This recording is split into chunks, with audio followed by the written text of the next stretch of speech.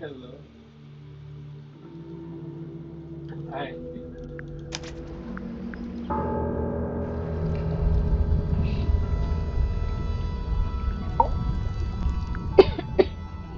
All right, break out the notebook.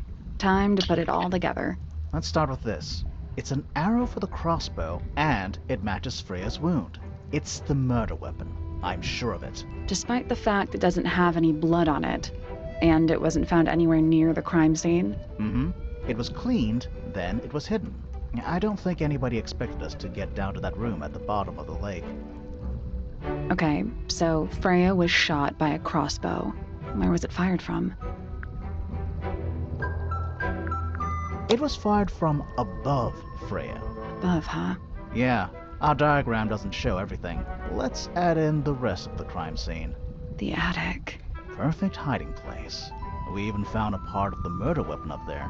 The reel was used to pull the arrow back up through the crack in the floorboards. Explains why we never found a weapon at the crime scene, I guess. The murderer must have dropped the reel in the attic. I'm guessing they were in a hurry to escape.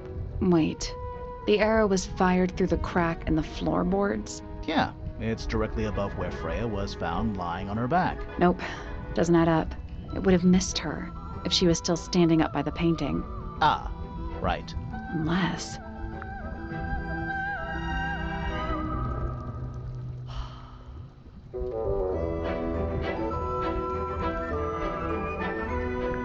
Freya was already lying on her back before the arrow was fired. I think so too. She'd fallen unconscious. Something in the room caused Freya to fall unconscious.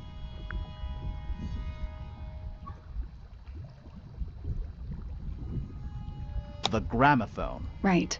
But the gramophone by itself can't do that. It was the music being played. What? Let's try that again. But the gramophone by itself can't do that. There was something in the gramophone. Mm-hmm. Something small.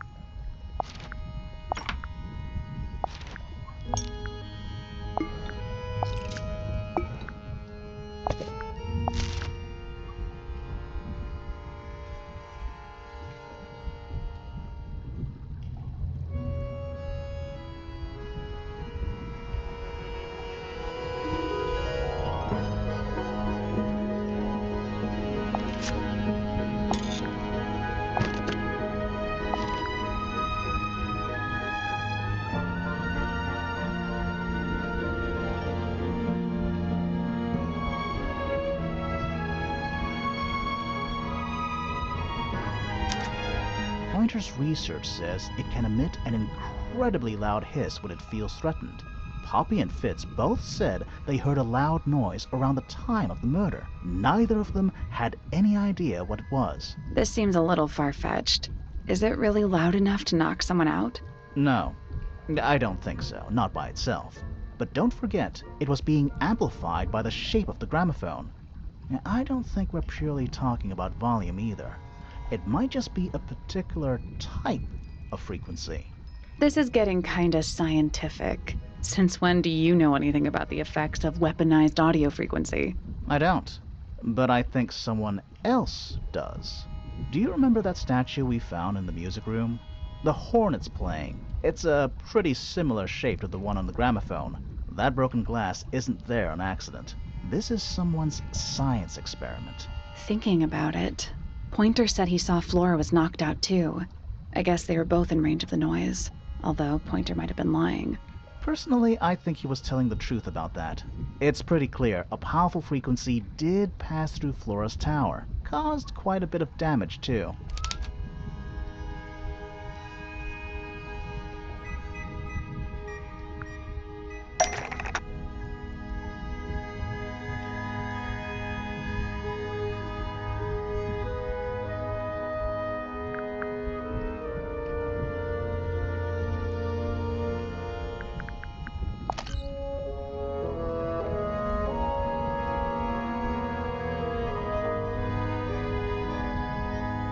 That's not it.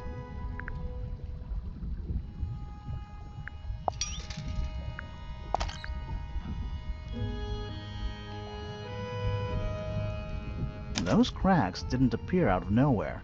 Freya's paints, the pink cassette tape, and the gramophone itself, they all sustained similar damage while they were in that room. That's some seriously powerful vibration. Enough to crack metal. Enough to knock someone out all the way across a room. Yeah, that's the one thing I don't get.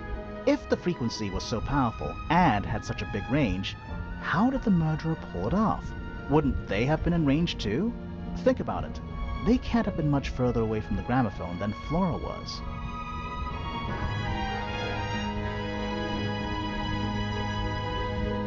They protected themselves. How?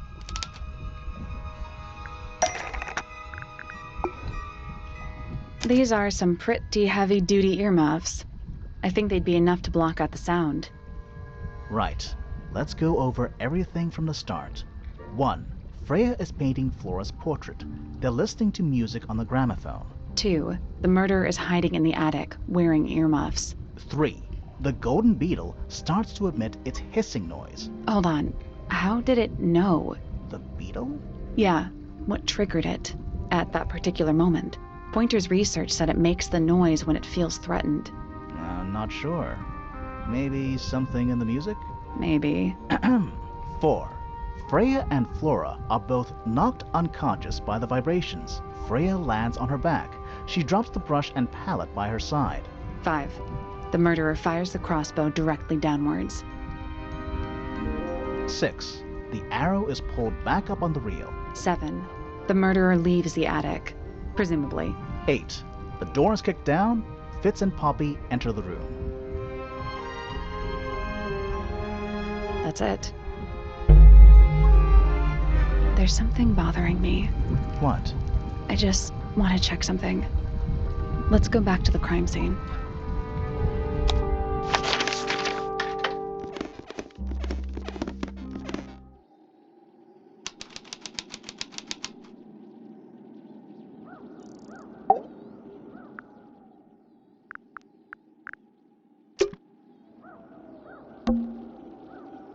The answer is in the painting. I'm sure of it.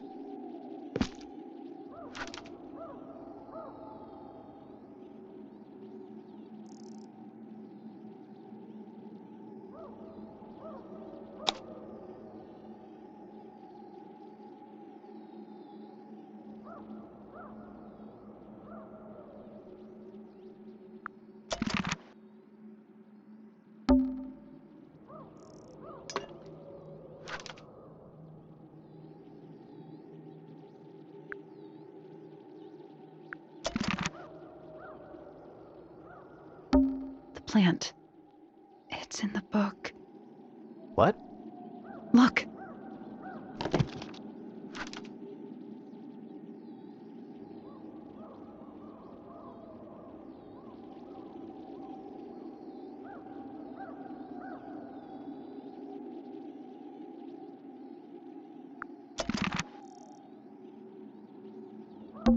The plant. It's in the book. What? Look.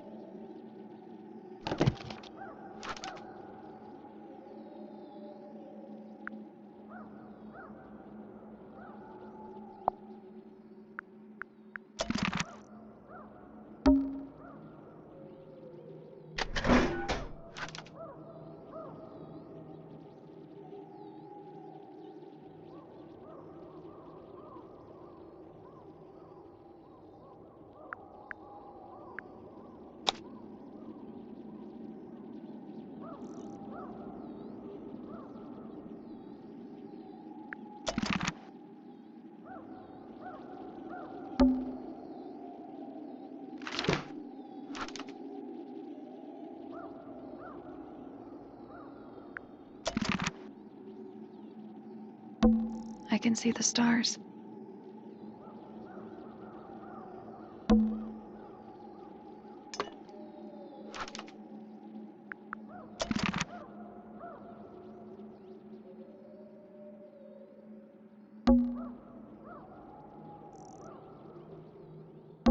And it's dark. And it's dark. Freya, did you leave us a clue?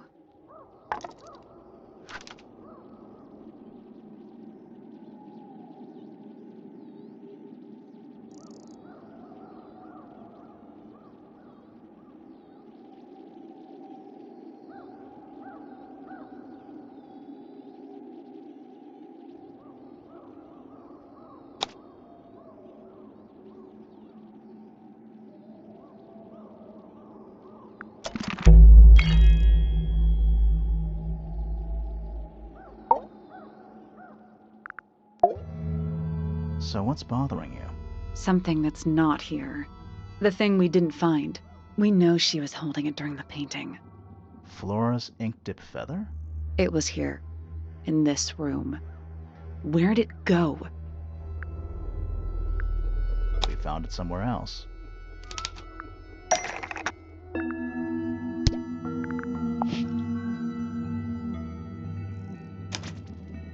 We were a little too late to save it.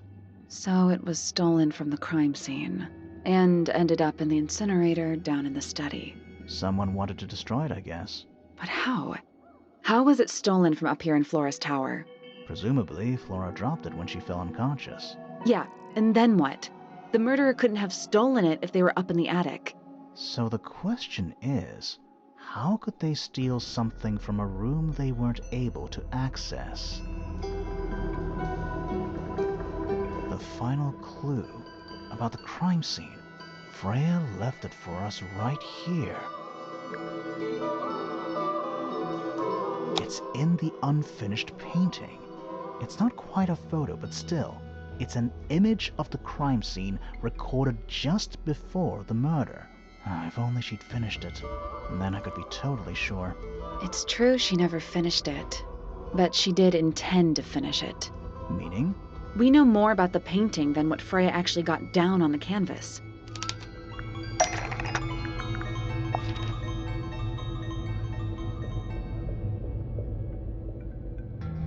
That's not it.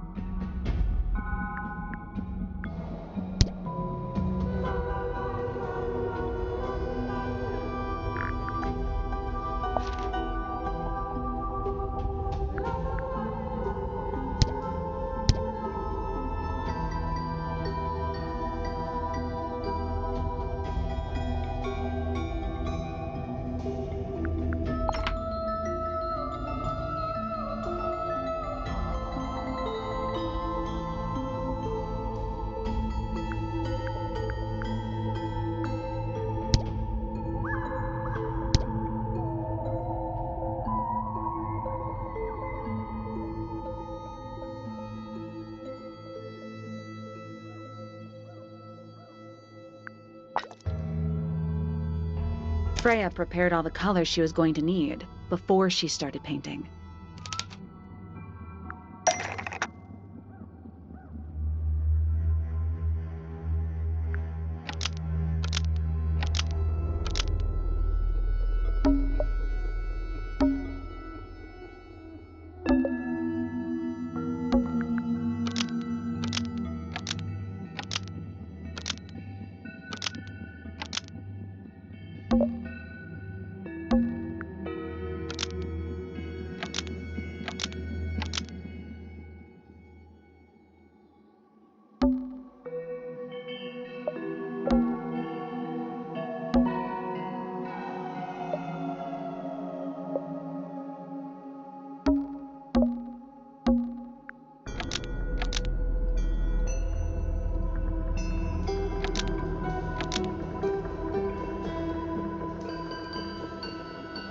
black paint was going to be used to paint this sketch of something sitting in the window. Almost. Maybe just change.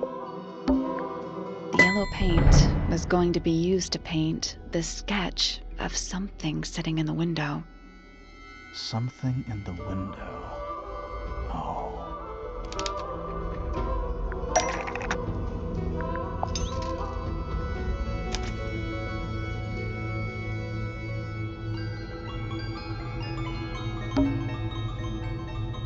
There she is.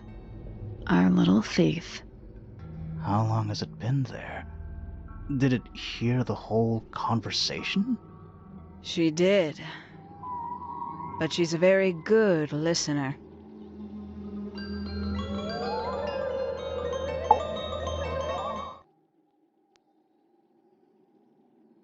Well now, I think this has quite served its purpose, don't you?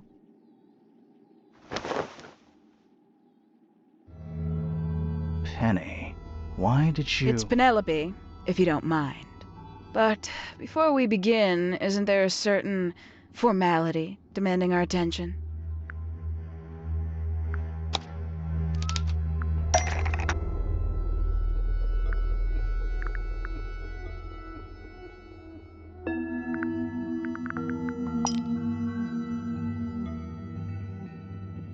Lovely. Now, tell me, what was it that drove you this far? I'm ever so curious. I just need to know the truth. Is that right? Interesting. Why did you do it, Penny? What did Freya do to you? Absolutely nothing. So, what? You just hated her indiscriminately? Freya Fellow was an inspiration to us all. She was possessed of a great energy, the volition to create something from nothing, the willpower to walk beyond her boundaries. She was truly free. Everything I couldn't be. You know what? I just realized I actually have no idea who Penelope Pointer really is. Weird, isn't it? Considering we've met her, 3 times now? Exactly. How do we know this one isn't a disguise too? You think you've already hollowed us out, don't you? Only a few short hours at Tangle Tower, and you feel like you've got everyone sussed. Unearthed every single one of our secrets. Nothing but bullet points for your notebook. Go on, indulge me. What does it say in your notes about Penelope Pointer?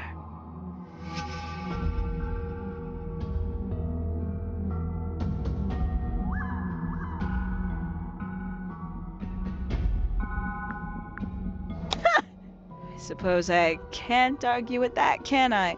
Penny, we only know what you choose to tell us, so why not help us out? Very well. Penelope Pointer is actually not very important at all. She pales in comparison to those who came before her and to those that came after. Living at Tangle Tower, it is very difficult to attain the levels of self-realization you probably take for granted. You sure this is a Tangle Tower thing, and not a you thing? Perhaps you didn't notice. Not one of them is happy, not one. So why stay? Why not just leave? I thought she did leave. Penny, you said you traveled, didn't you? I did. Many times I've walked away. It did not help me. You saw the family tree hanging in the grand hall, did you not? Yeah, it lists a bunch of people who don't live here anymore. A bunch of people who don't live here anymore. I couldn't have put it better myself. My mother, for one. My father, too. The other two Remingtons. Poppy's mother, Primrose. And her brother, Richard. And Fitz's father. That's 5. 5 people that might have lived here, but don't. And that was the first question I wanted answered. You wanted to know where they'd all gone? More than that, I wanted to know if I belonged with them. I have no place here. Not among the Fellows, the Remingtons, or the Pointers. But I felt there must be a reason why everyone else left. Some common purpose they all shared. Perhaps it could be my purpose too. So, what did you actually do about it? Nothing I could do, at first. Nobody would tell me anything. The more questions I asked, the fewer answers I got. Then, I found it. I was 19. Same age Freya is now. Found what? The study. The one hidden in the middle of the house. It's right next to a bedroom. I'd hear voices at night. Deep ones. And the strangest thing, the wall behind my bed would get incredibly hot. For hours on end, the paint would peel, wallpaper wouldn't stay up. I thought I was cursed. I thought it was something trying to break through. Eventually, I couldn't take it anymore. I found my way in the same way you did. Once you know it's there, it's simple. So, you got into the study and found the incinerator. That must have been a relief, right? It was still warm when I found it. Then, I looked inside. Let's see how thorough you've been. Tell me, do you know what a misted is? Misted? Mistids? Sure, yeah.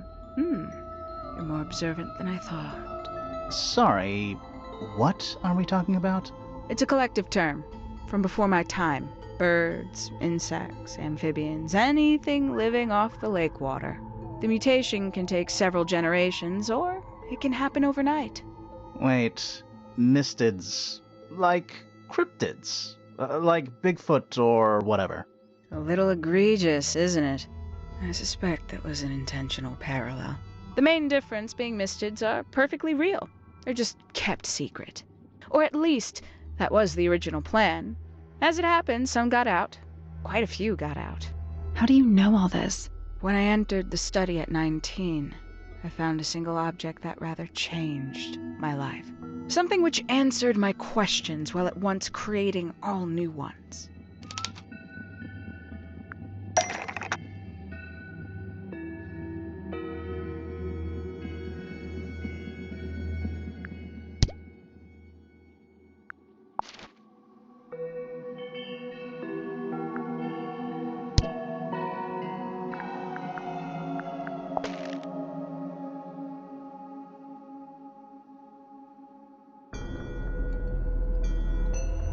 That's not it.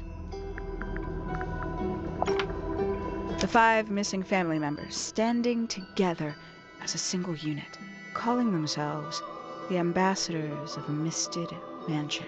So, the house was renamed from Misted Mansion to Tangle Tower? And rightly so.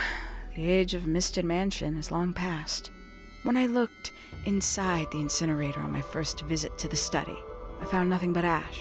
The afterimage of a bygone era, denied to me in its entirety. The study, the room at the bottom of the lake itself, all empty shells. I felt my only hope lay with the ambassadors. If I could find them, maybe they'd share the family history that Flora and the others were trying so hard to forget. How did you track them down? It was tough. They'd taken almost everything. Books, maps, charts, the creatures themselves, all lost, taken away or destroyed. But I got lucky. I got a lead. I found one, and he led me to the rest. And? What happened? Why'd you paint out all their faces? They didn't help you either, did they? 19-year-old me had imagined they'd all left with a mission, a unified purpose, but they hadn't. They were, in fact, every bit as fractured as the people that still live here. Most of them had left tracking escaped mistids. Some claimed to be researchers, others little more than hunters. All 5 completely useless to me. Even your own parents? Eventually, I returned to Tangle Tower. I had nowhere else to go. I considered giving up. But instead, I made a decision. There was only one person at Tangle Tower still of interest to me. My dear Uncle Pointer had suddenly made a show of taking up astronomy. A fairly superficial charade. I don't think many people were fooled by it. But I knew it wasn't just a falsehood. It was a mask. Pointer had found something from the era of Misted Mansion. So where did he get the beetle? I cannot be sure, but I theorize that he received it in the post. In the post? From who? Who can say? Someone outside Tangle Tower. But the thought that he would be in contact with such a person, all that time, I decided to take what was owed to me. So you stole it. Stealing the beetle turned out to be only the first step. Upon realizing it was gone, Pointer made little effort to disguise his frustration. I asked what was bothering him. He foresaw no risk in sharing a little of the truth with his niece. He told me he'd lost a rare treasure, something he'd been keeping safe. I suggested, innocently, that perhaps it was not lost. Perhaps it had been stolen. He was very ready to believe he'd been the victim of theft. When I offered to call in a private detective, he jumped on the idea. She arrived the next day. Hawkshaw prides herself on her punctuality, as you know. Why, though? Why go through all that? The name, the costume, and everything? It's somewhat sad to admit, but I had little use left for Penny Pointer as she was. Hawkshaw afforded me new advantages, opportunities. But didn't you have to pretend to be working for Professor Pointer? Well, that was one of the advantages. Pointer was in such a desperate state, he was finally willing to share some of his secrets. On the second day, Hawkshaw explained she needed to be able to search the secret laboratory. Pointer gave in and gave me the code for the harp statue. Reluctantly, but still. So, you stole Pointer's research? I would have done, if I'd found anything worth stealing. But he had made remarkably little progress, barely scratching the surface of the beetle's true mystery. Which is? It carries an exoskeleton approximately 90% identical to gold.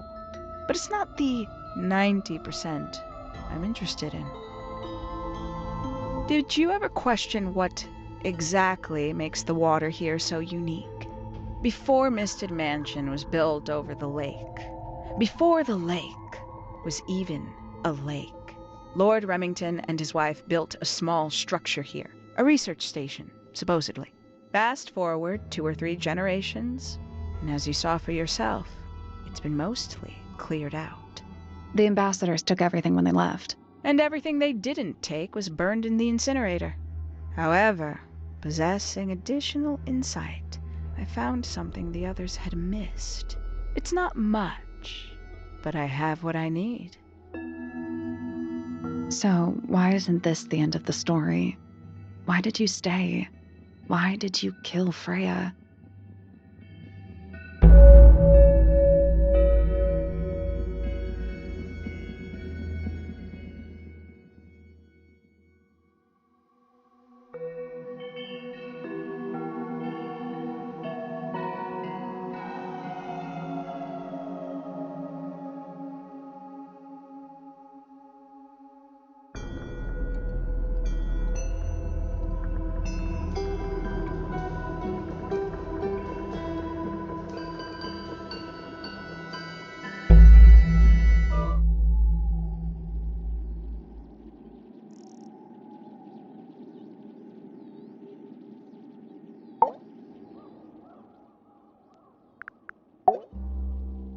Simply put, Freya was too good for me. It's my fault. I pushed her over the edge, unknowingly, but still, I take the blame. What are you talking about? Did you know I based the design for Hawkshaw on something Freya painted?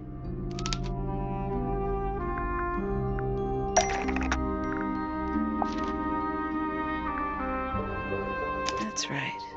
I had assumed it was purely abstract. I just thought it had a good energy. I later discovered it was a figure of some kind, something from Freya's recurring nightmare. For all her vitality, I think Freya was probably the most troubled of all of us. She was desperate to leave Tangle Tower, but she couldn't just walk away. For quite some time, she'd been trying to break into Pointer's laboratory. Freya and her friends were halfway through deciphering those symbols on the harp statue, I believe. Why did she care about getting into Pointer's lab? That's exactly what I wondered. At first, I thought perhaps she just wanted to free the beetles. She has a fondness for them. What Pointer was doing upset her significantly. But in fact, I think it was something else. I think she wanted to free Fiona. The real reason Freya was unable to leave Tangle Tower is that she could not get Fiona to agree to come with her. We're now firmly in the realm of speculation, but I think Freya felt that exposing the darker secrets of Tangle Tower, not just to the rest of the family, but to the world, would compromise all three families, and perhaps, somehow, free Fiona from the shackles of her inheritance. That was her plan anyway, but something happened before Freya could find her way into Pointer's laboratory. She found her way into your study, found your notes, found that photograph. I'm willing to bet she put it all together quicker than we did. So she worked out what had happened to the 5 ambassadors. Specifically, what you'd done to them when they refused to help you. Freya had made a promise to paint Flora as a birthday gift, a parting gift no less. She'd be in a locked room, several hours away from her friends. It was my best chance. But why hide in the attic? And why bother with the beetle at all? The beetle in the gramophone wasn't for Freya. It was for Flora. She didn't deserve to be involved. She suffered enough. I couldn't get Flora out of her room, but if she could be unconscious, then she wouldn't have to witness anything. Why the knife? The illusion of the painted knife with the blood. That was for Fiona. And Poppy too, I suppose. Gave them something to focus on. You mean it distracted them while you made your escape? It helped them cope. The very idea of something abstract, something supernatural. I believe it made things marginally less painful for them, initially. Worked on you, too. So why are you still here? Why not take your first chance and leave? Well, I've been waiting for an opportunity to get my beetle back. I'd really rather not leave without it. Wait, it's still here? It's still inside the gramophone.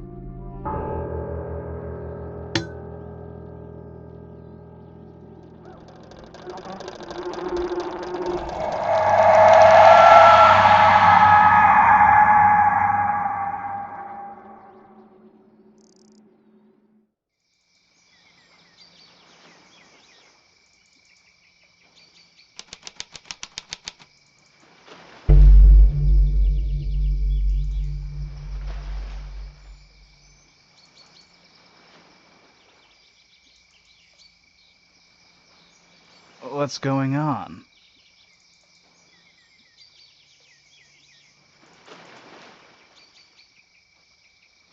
Poppy, they are both awake. I can see. You two all right? My head hurts. What happened to us? You were both unconscious. 14 minutes by my count. Really? You're both fine. No injuries. Was it the beetle? In the gramophone? I heard it through the ceiling in my room. The exact same sound we heard before the murder. I guess it must have been. So how did we get down here? What happened to Penny? Fit saved both of you, obviously. When I reached Flora's tower, you were both unconscious, and Penny was crouched down beside you. She had her crossbow on her, but who knows? She may have just been checking you were both asleep. Did you know that she was the murderer? Poppy and Fifi suspected her. Apparently, they were pretty close to solving it themselves. Fitz did not want to believe us, because he liked Penny. A lot. But what happened? Fitz, what did she do when she saw you? She jumped out the window. What? Did she survive? She did. I heard something land in the garden outside my room, but by the time I got out there to check, she was already gone. Hang on. Poppy, why do you have Penny's hat bird? She left him behind. I found him sitting on the floor in the aviary, all by himself. Poor little thing. The mean lady didn't care about you at all, did she? No, she didn't. I apologize. Poppy seems to be under the illusion that the bird can understand human language. So, Penny got away. I'm afraid she did. We had suspected she might try to escape.